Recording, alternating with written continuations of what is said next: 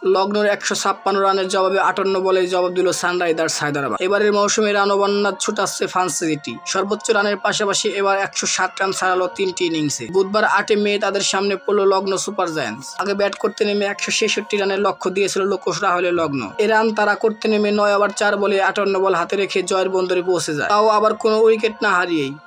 ১০ উইকেটে জয় পায় Pat Cummins বাহিনী। দুই ওপেনার ডেভিড হেড ও অভিষেক শর্মায় দলকে জয়ের নাগালে পৌঁছে দেয়। ৩০ বলে ৭৯ রান করে অপরাজিত ছিলেন হেড। আফসোস করতে পারেননি, আরেকটু লক্ষ্যটা বড় হলেই করতো সেঞ্চুরিও। অভিষেক শর্মা ২৮ বলে করেন ৭৫ রান। হায়দ্রাবাদ জিতেছে ৬২ বল হাতে রেখেই। ১০০-র বেশি রান ছাড়াই করতে নেমে আইপিএলের সবচেয়ে বড় জয়। ২০২২ সালে পাঞ্জাব কিংসে ১১৬ রানের টার্গেট দেয় ৫৭ বল হাতে রেখে জিতেছিল দিল্লি ক্যাপিটালস। ২০০৮ সালে ১৫৫ রানের টার্গেটে ৪৮ বল হাতে রেখে জিতেছিল ডেঙ্কান। এর আগে আয়ুষ বাদিনী ৫৫, নিকোলাস পুরান ৪৮, লোকেশ রাহুল ২৯ ও কুনাল পান্ডিয়া ২৪ রানে ভর করে ৪ উইকেট।